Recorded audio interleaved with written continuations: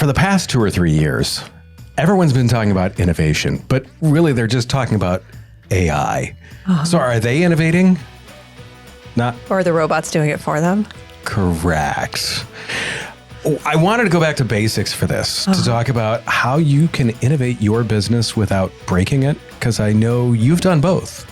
Yeah, but right now I'm in a matrix moment of trying to figure out what's innovating and not. We're going to figure it out. Stay tuned. She's the CEO. He's the marketing and operations guy. If it's broken, you need... The business fix. It's more spring now. I It feel is. better about It this. is. There's no more snow. It's been a couple weeks. Right. We're above freezing. Right. I mean, there's always those days where you're like, is it going to frost? Is it not going to frost? Is it going to... yeah. I don't know. I stopped wearing a coat in April. So like first week of April, I was like, screw it. That was not a smart choice. You're But just going to... you just braved I it. just braved through it. And now I feel like, Caleb, the 14-year-old was in March. And I was like, that is not I was smart. about to say, did he maintain that? He did. When I was 14, I probably would have done the same thing. Yeah. Now he looked angry when he was leaving the house a couple times where I'm like, do you want your coat? No. I'm like, okay. Have a good time. No, because when I was his age, I couldn't get cold ever. I would just be warm no matter where I went. And I was also the metabolism, the growing, the body's doing changes there where you're growing both vertically and horizontally. Yep. That there's a lot of energy being burned for that. I would say so. Well, and at the same time, his dad shovels the driveway in shorts and That's true. flip-flops That's true. and a sleeveless shirt. I'm like, and everyone messages me and says he's going to have a heart attack. And I'm like, well, he's insured and it's his choice. So I don't know what to tell you. It's like you're talking to him about he's like an antique car. It's insured. We're good. We're good. I got the good insurance on it. We're fine. No problem. He does what he does. No problem. Just drive it. Enjoy it. Oh, wow. It's interesting because everyone talks about innovation. Yeah. And in so many businesses, I know you've seen it. I know you've done it. I've seen it. I've done it. It's not innovating. It's just changing stuff for the sake of change. Yeah. The board piece that you've mentioned. You see in many cases what could be, what would be. Like you're like, oh my gosh, in 10 years. And then I'm trying to look like it's funny in working with people like you. You're like, we're going to go here in 10 years. And then I'm like, how in the hell am I supposed to make this happen? I'm trying to live through 10 minutes. Yeah. Correct. So what we're going to talk about in a lot of this is how to move from, and I love when I wrote this down, random acts of innovation. Yeah. To a system. The guilt in your voice was palpable. I've done it. Yeah. Yeah, I've done that. It's bad. This Don't is do not it. an AA meeting for innovators, but yeah, how do you go from random acts of innovation to a systematic approach that's going to provide, imagine this, a return on investment for that innovation? And then my big piece to that is like, how do we isolate success from market noise, from those types of things? In the time that I'd known you, you're always thinking of something. Yeah. It's innate to you. It's inherent, whatever I word you want to use there. You're a natural innovator. There's people like me who are on the far end of that spectrum that less visionary or possibly more grounded may be the way to put it, as like I firmly bolted in concrete shoes to the ground in the day-to-day operations. So what are some practical ways to look for like opportunities that you feel like you can innovate without feeling like, hey, I had a dream. I want to do this. So you're not just making things up. Right. So you're not just, I pooped an idea. Okay. And we're going to totally change your company because of it. How do you avoid that? A couple things. First, I love that you're a natural innovator. I have never thought of myself that way, but I think I can see why you would say that. I think that if you're a business owner and you don't think you're good at innovation or you don't think you have the ability to think bigger, first get coaching around it, because that's what I did to help me move in that way. Because I lived very heavily in operations for a long time and then moved into that visionary space, and I've had to stretch that muscle. So give yourself permission and give yourself a little grace around, innovation. I think innovation in a lot of ways, especially in the last few years, it's been overcomplicated. We talk about innovation and disruption. So like people hear innovation and they think they have to invent something brand new. It has to be earth-shattering. It has to move the needle. It has to find mass alignment. It has to disrupt the industry, whatever. And they're going to build the airplane in the air. Exactly. No. Everything is not $1 million idea. So like, don't be hard on yourself. $1 million ideas don't just magically happen. All right. They don't appear while we're meditating. Okay. But that's what happened to my Instagram influencers. I know. And that's why they're an Instagram influencer and they're not sitting here talking to you. All right. It doesn't magically appear during meditation. It's just, that's not how innovation happens. So give yourself permission to be practical. I think that we have to be practical when we're talking about innovation. Yes. So I have 3 F's for practical innovation. Yes, they're F's. Stop it. Not that one. Friction, fix, and forward. All right. So friction. Find what's frustrating. All right. So you're going to start with friction. Innovation doesn't start with imagination. It really starts with that irritation. So here's where you're going to ask yourself, where is the work slow, confusing? Where is it duplicated? Where is it really frustrating? Because every friction point is a signal that something can be improved. So ask yourself, or your team asking, like, what are the things that they're constantly complaining about? What is dragging them down? What in the industry is leading or lagging? I mean, I am all for stealing people's ideas. I do it all the time. So think about too, what are other industries doing that might track for you? What's the thing that's keeping you up at night? I think sometimes you see me as doing a lot of things in innovation. Some of it's just to like belay my paranoia. I live in a very like risk-centric space in insurance and HR. So we are always trying to figure out how do we solve and do these things. Yeah, no.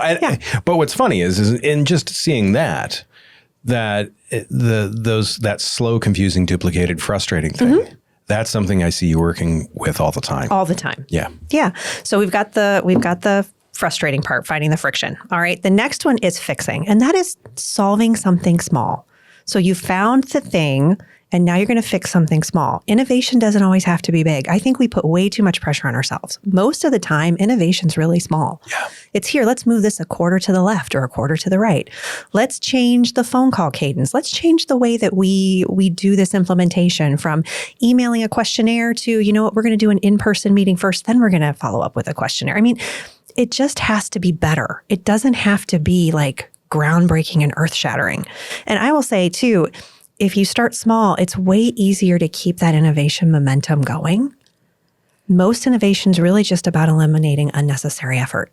So that's the second one. Fix, solve something small. I dig that one. Yeah.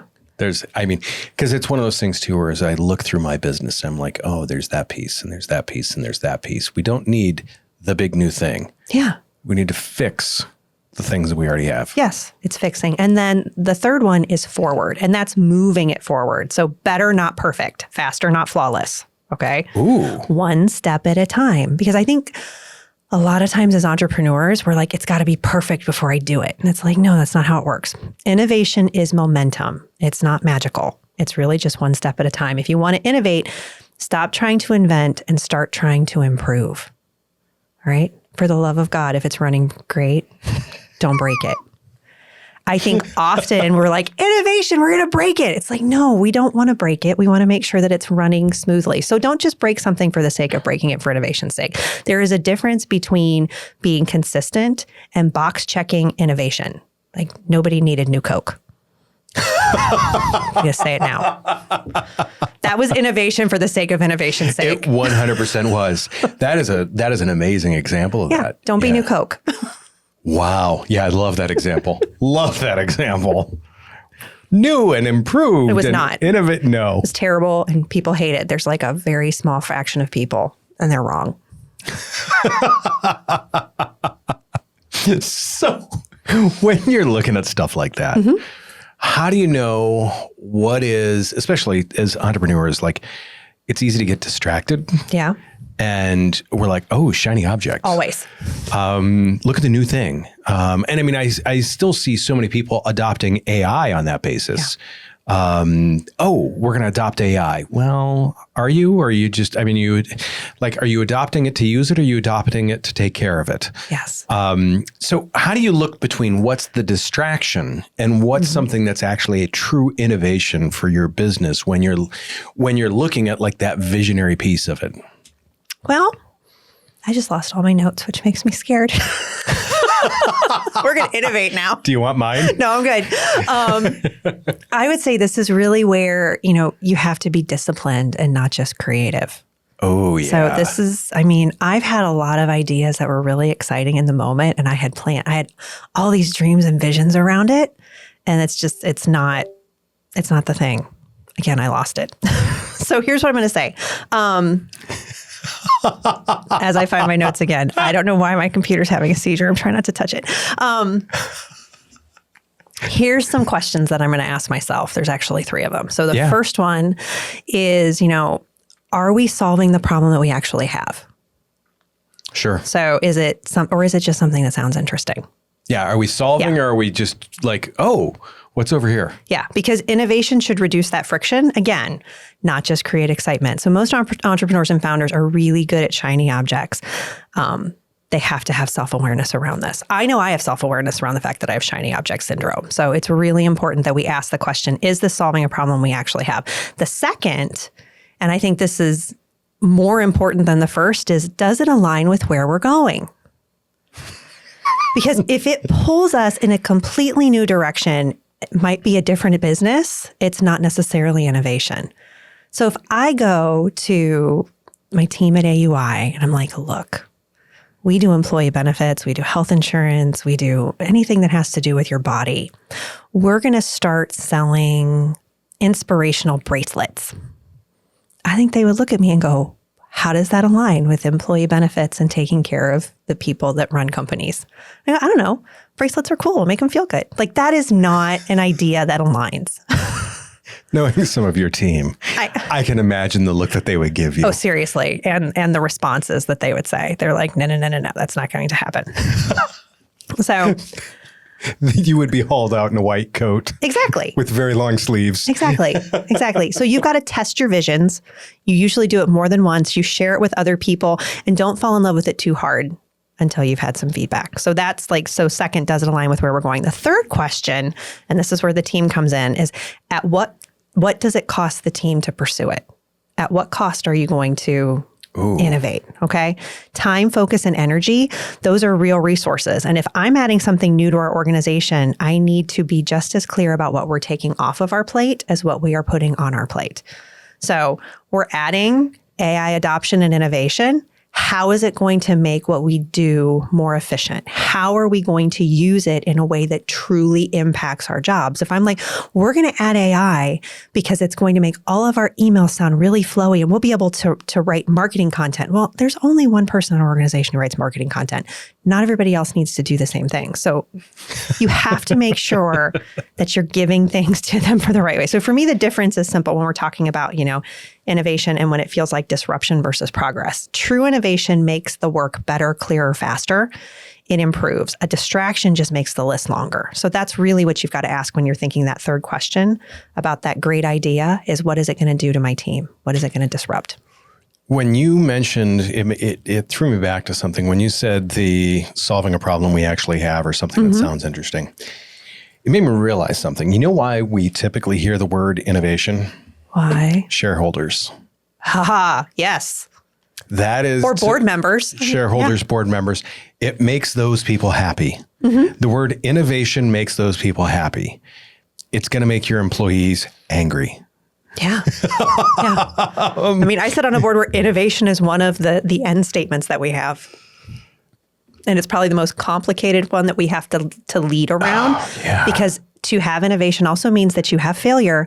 And when you have a lot of high performers, especially when we're talking about government, because this is a government organization, there's a ton of fear around, well, what happens if we fail? Then we have to answer to voters. We have to answer to, this is why it takes so long for things to innovate in certain fields. Makes sense. From a leadership standpoint, how do you encourage that team of doers to bring the innovative ideas to the table with, and I'm going to stretch this question a little bit. Yeah. So they don't feel like, first off, we want people to bring ideas.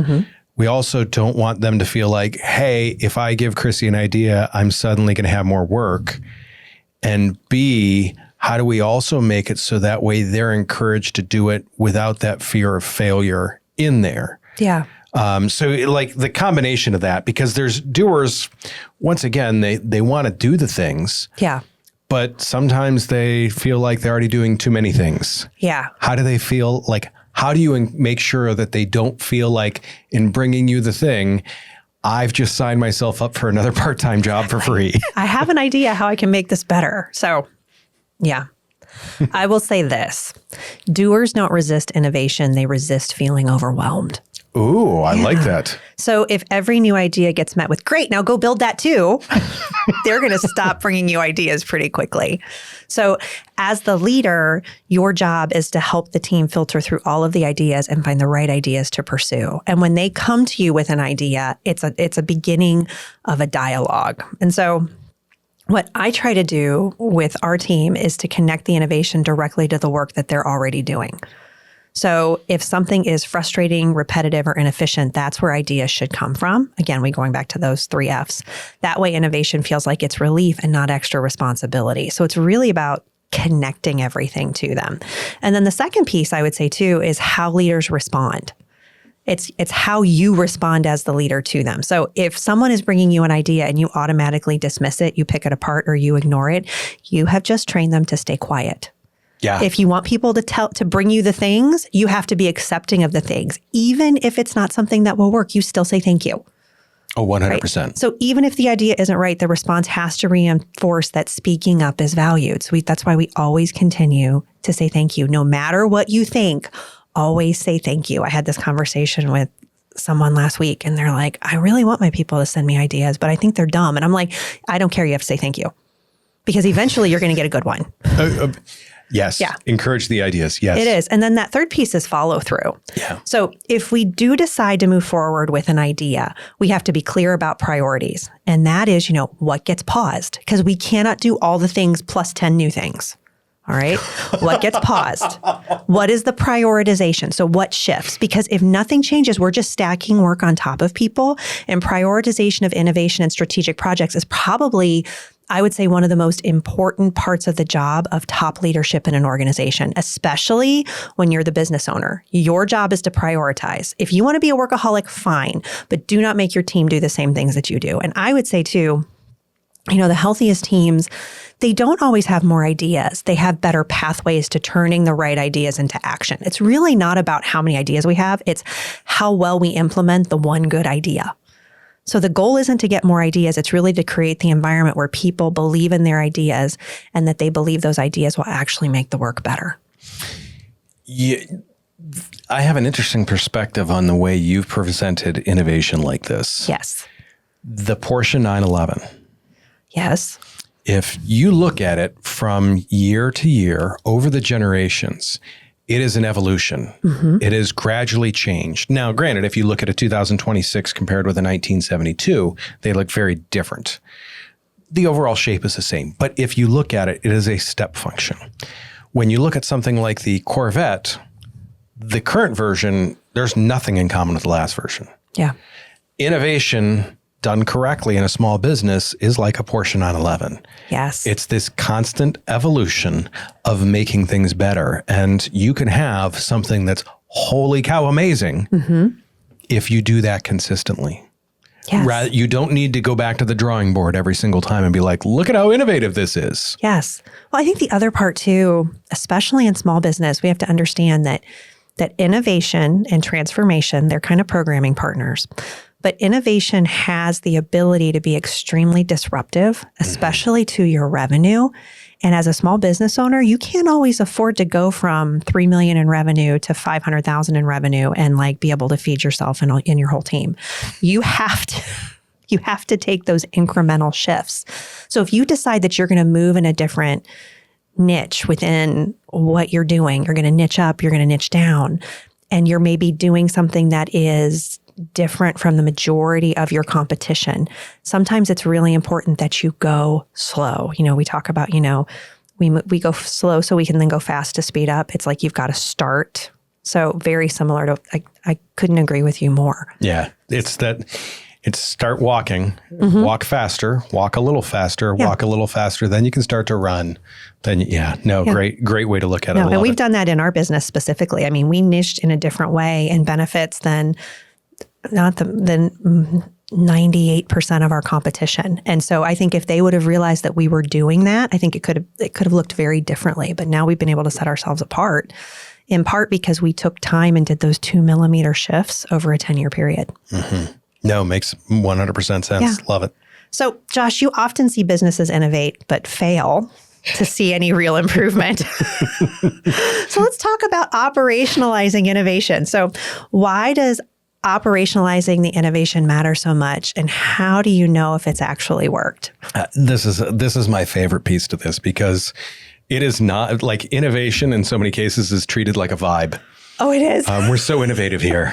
Can you feel the innovation? Right. No, I cannot. That's what they said at WeWork. So too many businesses treat it as a vibe rather than a piece of the machine. Yeah. So the way that I look at it is like, first off, the result without a roadmap. Where the hell are we going and why the hell are we going there? I get on the motorcycle and occasionally ride out to just randomness, but I realized I didn't accomplish much there. If I actually want to go someplace, I need to figure out where I'm going to go and how I'm going to get there. So what happens is I've seen this too, is people want to innovate. And then when they start the process of it, they end up 15, 20 degrees off from where they wanted to go to. Mm-hmm. Part of that is they look at symptom versus cause. And this is what I always like to say is like, increased revenue is just a symptom. It's not the cause, because every innovation, we're going to increase revenue. It doesn't work that way. How? Not every innovation increases revenue. Newsflash, in case you... Right. I'm just going to pull up my magic wand and ding. Yeah, I mean, so to me, it's kind of like saying, I enjoy working out. I want to put on more. I want muscles. Mm-hmm. I get it. Which muscles? Where? What am I doing? Like I do not need bigger glutes or bigger quads. So I'm probably not going to do a whole heck of a lot of squats. It's figuring out what I do and don't need to make sure I'm innovating in the right way. This is where this is going to come back to if you do not have a baseline, you've got zero things to compare it to. Yeah. And this is what drives me absolutely insane is people like, we're going to change how we do this. And they don't have an SOP for it to begin with. Well, if you didn't have a standard procedure for it, like it's not innovation, it's just documenting. Right. You're not even documenting. You're saying you're changing something that wasn't real to begin with. Mm-hmm.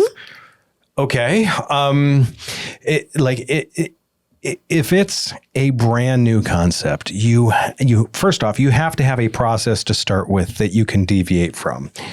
Without a documented process from the jump, you aren't innovating. You're just doing a one-off task that probably can't be repeated, replicated, or taught to anyone else.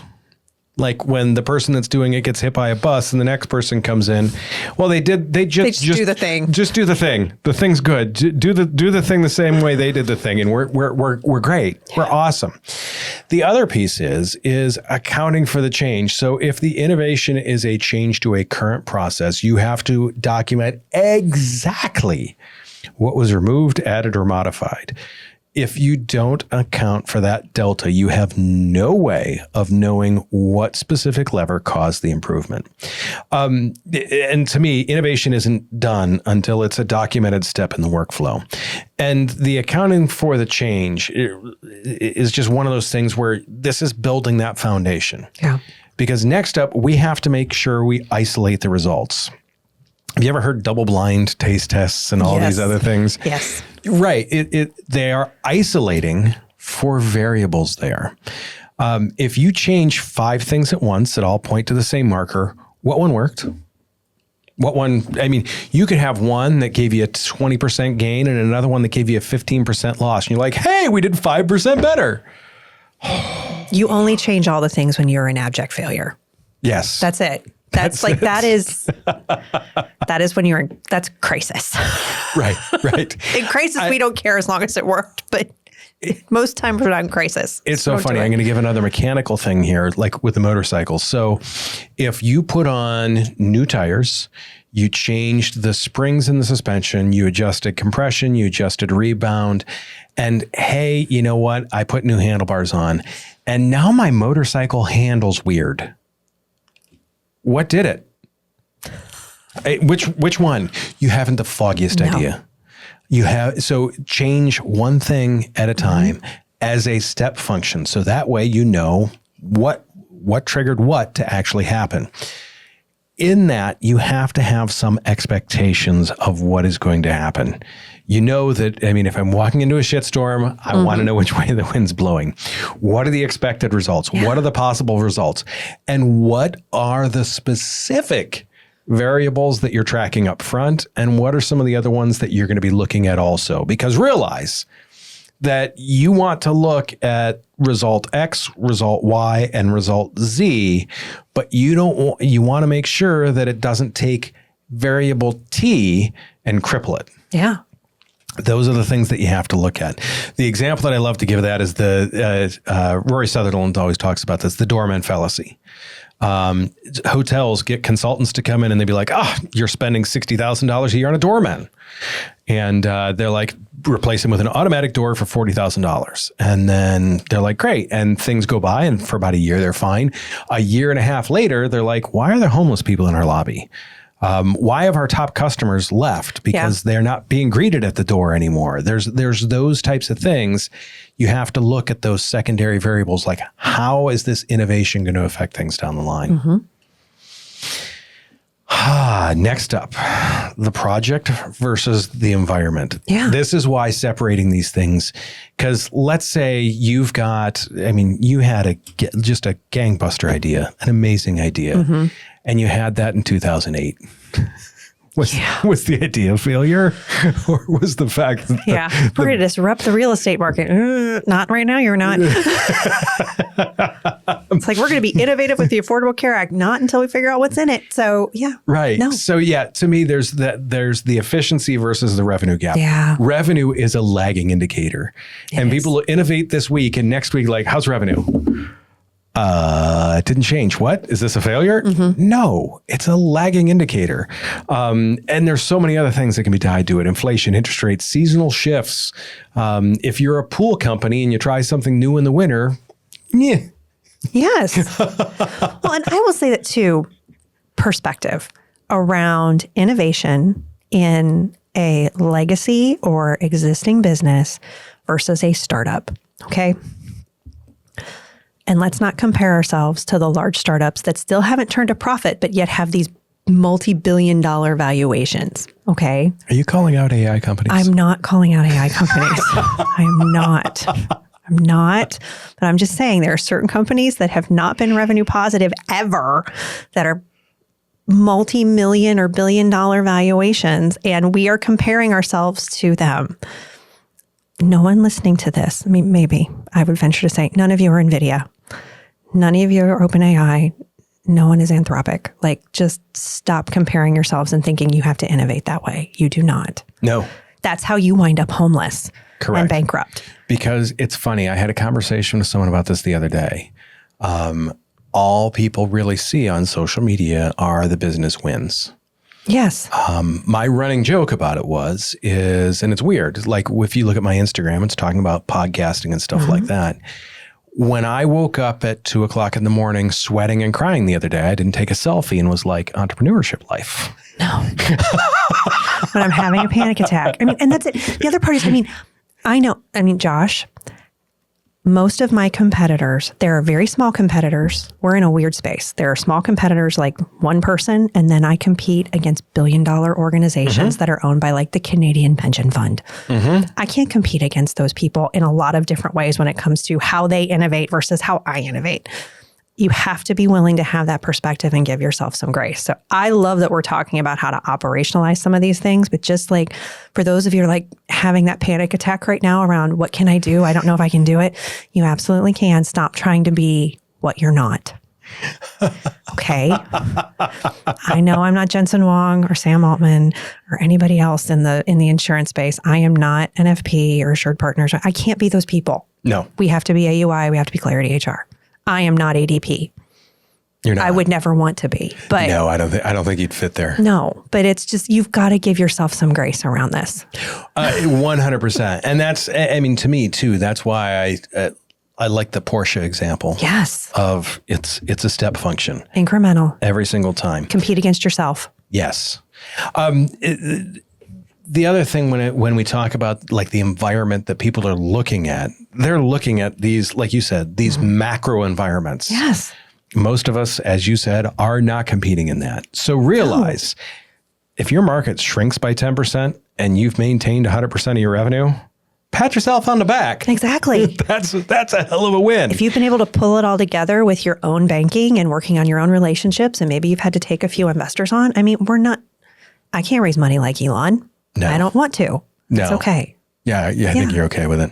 I didn't see you walk in here with a kitchen sink. I did not. Or a bathroom sink or whatever it was.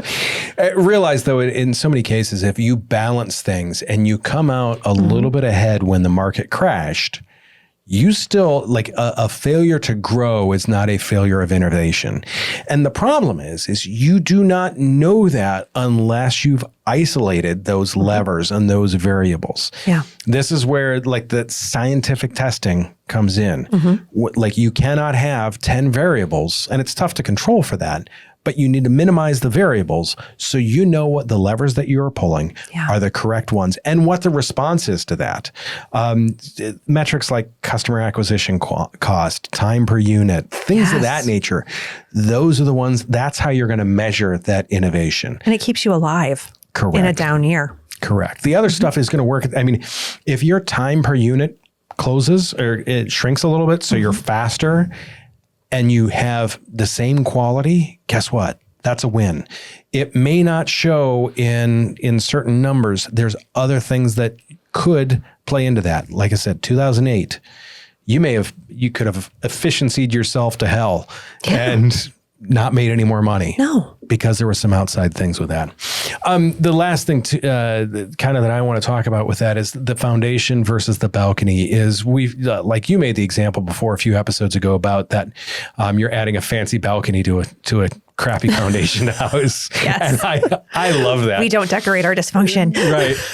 Right. I mean, with this innovation, are you doing something that's foundationally good? Yeah. Or are you doing something that's, once again, it's this flashy external features. And I mean, it's the new marketing slogans, the prettier websites, I love it when people like viral social trends, like, no. If your back end machine, like the fulfillment, the billing SOPs are broken, none of that stuff matters. Make sure that you are strengthening the base. True innovation. I love this piece. True innovation improves the unsexy parts of the business. Yes. Everyone hears innovation like, ooh, no. Oh, no. It's the boring part. Most innovation people don't even see. No. Yes. If you can reduce the error rate, if you can shorten the communication loop, if you can make sales better, if you can automate something, oh my gosh, yes. Those are it's kind of like finding the nerdy girl hot. Concur. Everything, like every innovation adds weight to a business. Yeah. You've got to make sure foundationally you're ready for that. The only other thing that I want to say that if you do have a new feature or something like that you've innovated, test it. New Coke. Correct. If they'd have tested it, they'd have known. Some people are like, look at the new feature. They roll it out. That's why websites have beta testers. That's why there's so many things where I see it where people are like, hey, we've got this wonderful new flashy thing. And then you put it out into the world and it's broken. Why didn't anybody like it? Because you didn't ask them. Right. Or the user interface is horrible. Yeah. Take Meta's business user interface, for instance. Yeah, I don't want to talk about it. Causes so many headaches in my office. Yes. That being said, to me, how much time should, and I know this is going to vary, but you're going to have a framework, I'm assuming, for this. Mm-hmm. How much time should you give to shiny objects?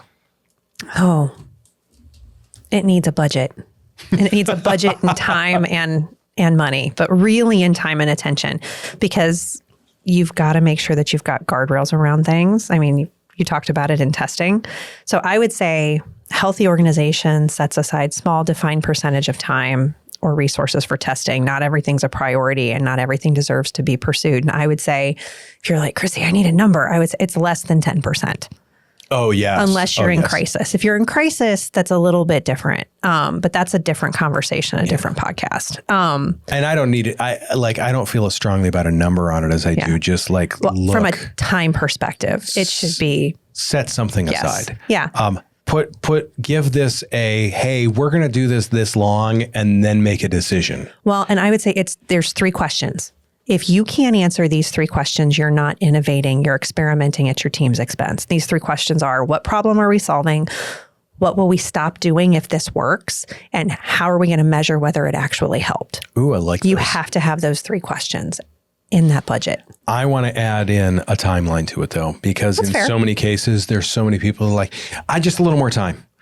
No. We say the same thing about people and culture. Oh, we'll just Correct. keep them. You're not Jesus. You can't save everyone. Right. There has to be a time of death. Just a little more time. I think this is going to work with some more time. No. Are you changing anything? No, it just needs more time. No, it doesn't. It doesn't. It needs to die. Right. But pick a time when you're going to talk about like, hey, is this, I mean, do we do CPR? Is this on hospice, or are we just taking it out back and shooting it? Yeah. You have to pick a day and a time when you're going to be like, this is a decision. Yes. And if your team is not capable of doing that, it is your job as the CEO or the business owner or the leader to pick that time for them. Sometimes you have to tell them when it's time to take Old Yeller out. You got to do it. Sometimes the chief surgeon has to step in the room and be like, time of death. What are we calling this? Or be willing to even ask the question, how much longer are we going to pursue this? I mean, if you don't want to if you want to make sure that your people have autonomy, a simple question is, how much more time are we going to dedicate to this issue? And if they're like, we don't know, you're going to say 2 days. The way you said that, when you said, how much more time are we going to pursue this? Do you think that's happened in our organization? The way you said that made me feel like yesterday was too much. Sometimes you have to say it that way. That wasn't a question, was it? No, it wasn't. That definitely was. How much more time are we going to spend pursuing this? Nope, not a question. No, we're done. Okay, good. What are we going to pursue next? Just close the computer and walk out of the room. Just coolly and calmly walk out of the room. Right? Once again, call it, Doc. Key takeaways for today. Yeah. Isolate the variables. If you're trying something new, don't change anything else for 30 days.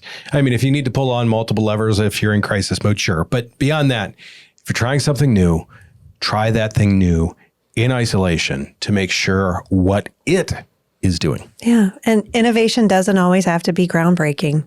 You can easily start by just asking, what's the friction in the business? Ooh, yes, definitely. Define what success looks like up front. Now, it can pivot a little bit, but you got to figure out what you're trying to do before you do it. Yeah. Where do you want to go before you get there? Yeah. And I would say you should not be the only innovator in your business. Everyone should have capacity for improvement. Ooh, I like that. Yeah. It doesn't just rest on the business owner's shoulders. No. It shouldn't. Should never. It definitely shouldn't. Especially because you're not supposed to be doing all the things. If you are, that's another episode. And to me, the why in the SOP, when you add innovation to the manual, include why so the team understands the ROI for them. Exactly. It can't just be, I'm trying to Scrooge McDuck. Yeah. I'm going to go into my bank vault out back and dive into my coins. Yeah. You want success, tell them why. Correct. Quick shot. Is AI the ultimate innovation or the ultimate operational distraction? So it's innovation when you marry it to a change management framework and you give your people guardrails, permission to play, and you have to have dialogue around its purpose. It is an absolute distraction if you don't do those things. Wholeheartedly agree. If you have to have a specific purpose outlined. If you do not have a specific purpose outlined, they have a friend. Yeah. Your workers now have a friend. Yeah. Who is the best person in a 10-person company to be the chief innovation officer? Yes. Everyone. Yes. And I mean, even to me, even in larger organizations, still completely yes. agree. Everyone should have the power to innovate. Now, not everyone should be the one pulling all the levers, but at least to start that process, yes. Yeah. If you really want a CIO, they're doing project management and project selection. But you got to be bigger than 10 people. Yes. I would argue even 100 people. Correct. I wholeheartedly agree with that. So what's a piece of old tech that's actually more innovative than the new version? Human relationships. I wholeheartedly agree. Yeah. And I think it's because we haven't done them as well. No. How's it going, Bob? And that's been for decades. Yeah. That's kind of meaningless. Once again, I know I talked about this before. It's why I love my question. What's something you're excited about this week?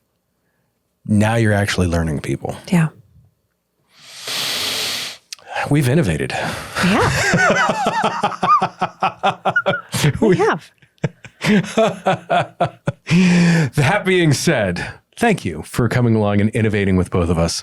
BusinessFixPodcast.com. Make sure to go there, check it out. Please leave us comments, leave suggestions on your favorite podcasting platform. Tell us how to innovate. Yes, tell us how to innovate. Tell us where we're wrong. We'd love to. I'm actually excited to hear about that. Anybody likes New Coke? Yeah. It's funny.